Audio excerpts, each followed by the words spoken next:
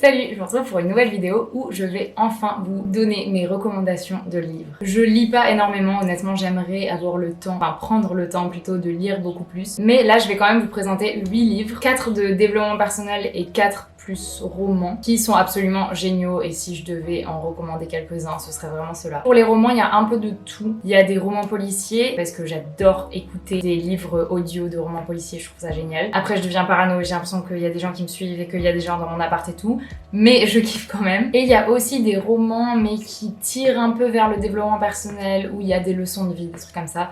Vous allez voir. Donc les deux premiers livres que je vais vous présenter, c'est je pense les livres qui ont le plus changé ma vie. C'est des classiques, mais je vous jure que si vous les avez pas lus, vraiment, vous loupez quelque chose. Non, en vrai, pour le coup, je trouve que vraiment avoir lu ces deux livres à mon âge, à 21 ans, c'est une avancée dans ma propre vie. Je sais pas trop comment expliquer ça, mais j'ai vraiment l'impression d'avoir appris énormément de choses que j'aurais sûrement appris plus tard dans ma vie si j'avais pas lu ces livres. Donc le premier, j'en ai déjà parlé des milliers de fois, mais c'est Atomic Habits. Ça montre à quel point les minuscules petits changements, les minuscules petites nouvelles habitudes peuvent complètement changer nos vies parce que celles-ci vont être répétées encore et encore et c'est ça qui va créer un réel changement. Pour chaque livre, je vais vous donner quelques trucs que j'ai appris à travers ces livres, mais c'est une mini portion du livre et j'espère que ça pourra vous donner envie de les lire. Donc dans Atomic Habits, il est dit que pour créer une nouvelle habitude, ça peut être pas mal d'avoir un habit tracker. Qu'est-ce que c'est un habit tracker? C'est une sorte de feuille sur laquelle, pour chaque habitude, on va avoir un peu comme un calendrier.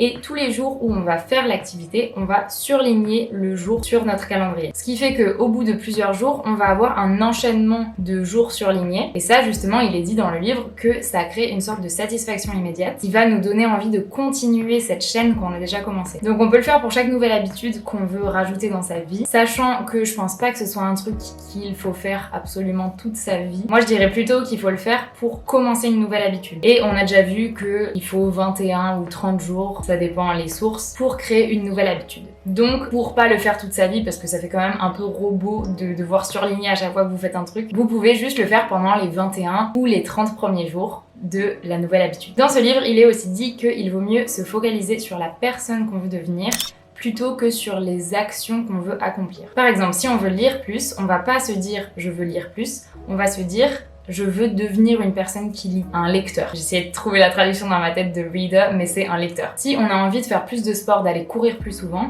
on va pas se dire je veux aller courir, on va se dire je veux devenir un coureur. Ça a beaucoup plus d'impact, d'après lui, de se focaliser sur l'identité plutôt que sur l'action en elle-même. Sur notre identité en fait. Et un dernier truc qu'il est dit par rapport à ce truc de commencer une nouvelle habitude, c'est que c'est ok de manquer un jour, mais qu'il faut surtout pas manquer 2 jours à la suite, parce que sinon c'est le début d'une nouvelle habitude. Nouvelle habitude étant ne pas faire l'action. Donc ça je le faisais vachement l'année dernière. J'avais commencé le yoga, la méditation, boire 2 litres d'eau. J'avais commencé plein de nouvelles bonnes habitudes grâce à ces techniques. Et j'avoue que vu que maintenant ça fait 1 an que j'ai lu ce livre, je suis un peu moins à fond dedans, donc j'ai pas forcément gardé toutes ces habitudes. Après bon, on peut pas avoir le temps pour tout, mais il faut aussi choisir de prendre du temps des fois pour ces activités-là qui nous font du bien. Le deuxième livre qui a complètement changé ma vie, sans exagération, c'est Comment se faire des amis. Ne vous fiez pas au titre ni à la couverture, je vous jure qu'il est génial. Ce livre, il part du principe qu'on peut changer le comportement de quelqu'un juste en changeant notre propre comportement. Dans ce livre, il donne plein de principes qui peuvent t'aider à améliorer tes relations professionnelles, amicales, familiales, même dans ton couple, n'importe quelle relation. Si tu suis ces principes-là, elle sera améliorée, c'est sûr. Ce que j'ai adoré dans ce livre, c'est qu'il donne énormément d'exemples de trucs que des gens ont vécu et qui explique qu'à un moment donné, ils ont utilisé telle ou telle technique de communication qui les a aidés à obtenir telle ou telle chose ou à obtenir une bonne relation avec telle personne, qui les a ensuite aidés à avoir un certain contrat, à pouvoir aider une certaine personne. Mais dans ce livre, ça parle toujours de l'échange en fait. C'est pas du tout comment se faire des amis en mode comment obtenir des trucs de personnes. C'est comment est-ce que toi tu peux les aider et qu'en retour eux ils t'aident et que ce soit gagnant-gagnant. Une des choses qui m'a énormément marquée par rapport à ce livre et qui j'espère pourra vous donner envie de le lire, et d'ailleurs j'essaye de l'appliquer le plus possible, c'est que quand quelqu'un fait quelque chose que que vous n'appréciez pas, en mode être tout le temps en retard, il faut pas le blâmer en lui disant tout le temps qu'il est en retard, que ça vous fait chier, que vous l'avez encore attendu, et en gros lui faire des reproches par rapport à ça. Il faut attendre les quelques fois où il va être à peu près à l'heure pour en profiter, pour le féliciter et lui dire à quel point vous êtes reconnaissant qu'il était à l'heure, parce que là ça vous arrange, parce que vous avez tel truc à faire après. Donc c'est parfait qu'il soit à l'heure, ça vous arrange et vous le remerciez pour ça. Et ça va lui donner beaucoup plus envie d'être à l'heure la prochaine fois, plutôt que de le blâmer les fois où il est en retard. Et ça marche pour un peu tout et n'importe quoi. Dès que quelqu'un a l'habitude de faire quelque chose qui vous saoule, essayez de trouver les seuls moments où il le fait pas pour le féliciter. Un autre livre de développement personnel que je suis en train de lire en ce moment et qui me semble absolument merveilleux, c'est Technique de visualisation créatrice de Shakti Gawain. J'espère que je l'ai bien dit, je suis 90% sûr que non. C'est un livre qui t'explique comment manifester. Et je sais que la manifestation c'est grave à la mode en ce moment, que c'est un peu le truc New Age, spiritualité machin. Mais ce livre, ça se voit d'ailleurs, il est bien vieux, il était à ma mère. Donc il surfe pas juste sur la tendance de la manifestation. C'est vraiment un vieux livre qui t'explique toutes les bases pour savoir manifester et pour savoir visualiser des choses que tu veux qui arrivent dans ta vie. Ça parle aussi d'affirmations positives, de l'importance de la relaxation, bien évidemment de comment visualiser pour que ce soit efficace. Dans le sommaire, il y a aussi programmer la prospérité, comment rayonner, rencontrer son guide, la technique de la bulle rose. Il y a énormément de choses, il y a vraiment énormément de savoir et de connaissances dans ce livre. Donc, je vous le conseille. Et le dernier livre dont je voulais vous parler, je vais pas m'étendre dessus parce que j'ai fait une vidéo entièrement dédiée à ce livre il y a quelques semaines, mais c'est le Miracle Morning qui te permet d'atteindre tes objectifs et d'atteindre un bien-être physique et mental beaucoup plus facilement que sans le livre. Mais j'ai quand même quelques réserves par rapport à certains sujets dont je parle dans la vidéo qui est dédiée à ça. Donc je vais pas me répéter. Si ça vous intéresse, vous pouvez aller la voir. Maintenant on passe au roman. Le premier, je pense que c'est un de mes bouquins préférés, c'est Avant toi de Jojo Moyes. C'est l'histoire de Louisa Clark qui est une jeune femme qui bosse au Royaume-Uni. Et un jour, le café dans lequel elle bosse ferme. Donc elle se retrouve un peu paniquée parce qu'il faut aussi qu'elle aide sa famille financièrement. Elle vient d'une classe moyenne qui n'a pas énormément d'argent. Donc elle continue à contribuer aux finances de sa famille. Et elle parvient à trouver un contrat de 6 mois dans lequel elle doit prendre soin d'une personne tétraplégique. Et ça, c'est Will. Il est devenu tétraplégique à la suite d'un accident de la route, donc il ne peut pas du tout utiliser ni ses bras ni ses jambes. Au début, Will, il est très renfermé, il est très agressif, et Louisa, elle a du mal à vraiment établir une bonne relation avec lui.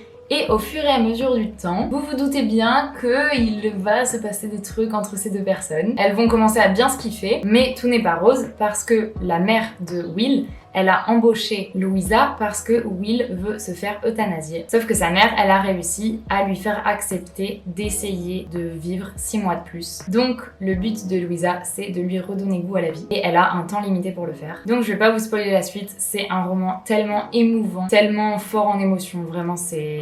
Bon après je suis un peu une fragile des émotions aussi, mais il est vraiment impactant. Maintenant, plus roman policier, il est super connu, enfin les deux sont super connus, c'est La vérité sur l'affaire Harry Kéber et l'affaire Alaska Sanders. Ils ont tous les deux été écrits par Joel Dickers et l'affaire Alaska Sanders, c'est la suite du premier. La vérité sur l'affaire Harry Kéber, ça se passe aux États-Unis et ça raconte l'histoire de Marcus Goldman qui est un jeune écrivain à succès. Mais son problème du moment, c'est qu'il n'arrive pas à écrire, il a le syndrome de la page blanche. Et son éditeur lui met un peu la pression pour qu'il fasse quelque chose. Et pendant qu'il se passe ça dans sa vie, il y a en parallèle son ami et ancien professeur, qui s'appelle Harry Kéber et qui lui aussi est un écrivain très renommé, qui est accusé d'avoir assassiné une jeune fille de 15 ans, Nola Kellergan. Marcus, il est persuadé que Harry est innocent, donc il va aller dans le New Hampshire, là où l'histoire se passe, et essayer de résoudre l'enquête, mais aussi d'écrire un livre. J'ai adoré ce livre. C'est le genre de roman policier où tu te dis ça peut être telle personne, ça peut être telle personne, ça peut être lui, mais en même temps ça peut pas être lui,